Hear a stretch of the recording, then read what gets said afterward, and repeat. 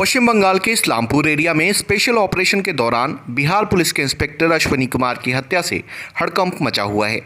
ये घटना पांजीपाड़ा के पंतापाड़ा इलाके में घटी है, जहां पर चोर गिरोह के सरगना ने ग्रामीणों से मिलकर पुलिस टीम पर अटैक कर दिया था।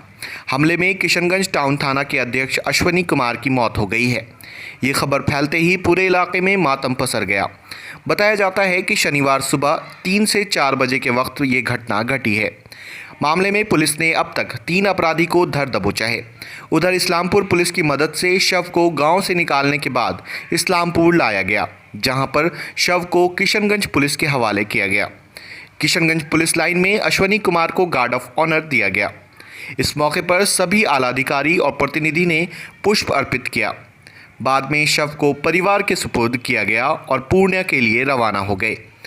अश्वनी कुमार 1994 बैच के इंस्पेक्टर थे और उनका प्रमोशन डीएसपी के पद पर होने वाला था, लेकिन नियति को कुछ और ही मंजूर था, जिसका सभी लोगों को अफसोस है। उनको कुछ नहीं और एक सिंगल अफसर मतलब वहाँ पर शहीद हो गए, मतलब मॉब लिंचिंग हो गया उनके साथ। घटना दुखद है, इसलिए थोड़ी मतलब उनको नाराजगी है यहाँ की पुलिस प्रशासन व्यवस्था पर। आईजी साहब ने क्या आश्वासन दिए हैं, तो आश्वासन तो हर कोई, अगर किसी के साथ ऐसी घटना होती है तो हर किसी को यही आश्वासन मिलता है, जैसा हम लोग देख रहे हैं। तो नाराजगी आपकी क्यों है, मतलब क्या डिमांड है आपकी? मांग क्या है? हम लोग की मांग है कि यहाँ इसकी सही हर बिंदु पर जांच होनी चाहिए। साथ में जो पुलिस पदाधिकारी या फोर्स थे उसके ऊपर भी होनी चाहिए, जांच होनी चाहिए कि कहीं इतनी किसानता तो नहीं है, और साथ साथ वहाँ के पुलिस प्रशासन पर भी शंका होना चाहिए। और हम लोग सोचते हैं कि उस केस को किशनगंज थाने में दर्ज कर यहाँ उसका केस चलना चाहिए।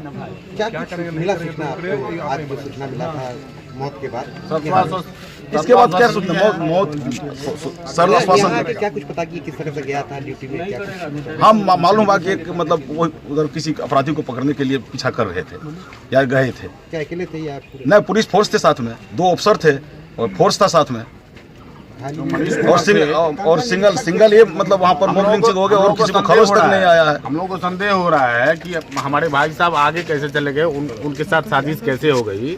उनके साथ में जो थे, जो भी हो, मनीष कुमार या जिनका भी नाम आ रहा है, उनका भी सारा कॉल डिटेल्स वगैरह कहाँ ला जाए, कैसे है, क्या है। क्या नाम है आपका? आप लोग की मांग क्या है? मांग क्या है? हम लोग की मांग है सच्चाई सामने आ जाए।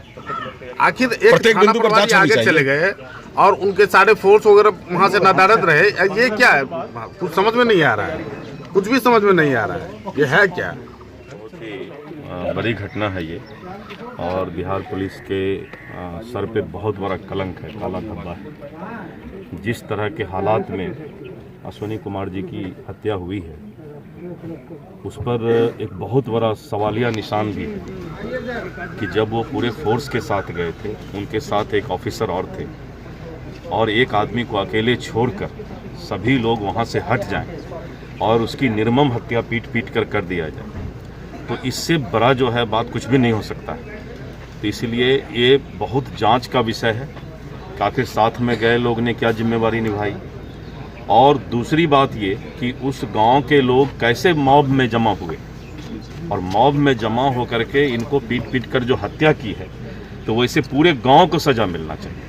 एक पुलिस अधिकारी खुद जो है सुरक्षित नहीं है, तो आम पब्लिक कैसे सुरक्षित रहेंगे?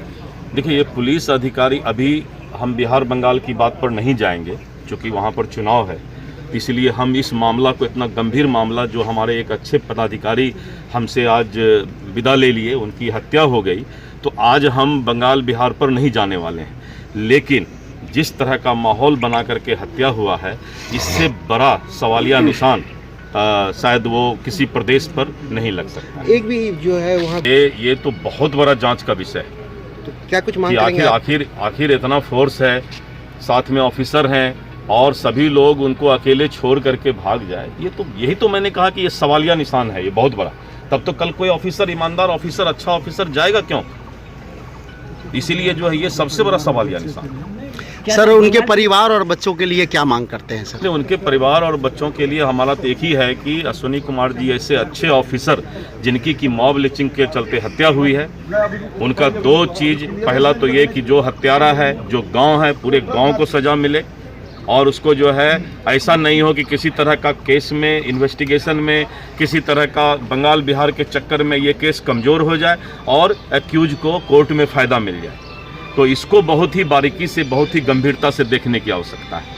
और दूसरी बात ये कि साथ में जो लोग गए थे उनकी भूमिका क्या रही, उनकी जिम्मेवारी क्या होनी चाहिए थी कि एक अपने ऑफिसर को छोड़ करके उसका बेरहम मौत हो, मॉब लिंचिंग हो, और उन लोगों की क्या जिम्मेवारी बनती थी, उसकी सबसे बड़ी, उसको भी सजा मिलना चाहिए। उनके संज्ञान में सारी बातें हैं और माननीय मुख्यमंत्री जी ने कहा कि हमने डीजीपी से भी बात किया, होम सेक्रेटरी से भी बात की है, और जो भी मुआवजा और उनको जो भी मदद मिलना है वो सरकार तुरंत घोषणा करेगी और उनके परिवार को सब कुछ मिलेगा।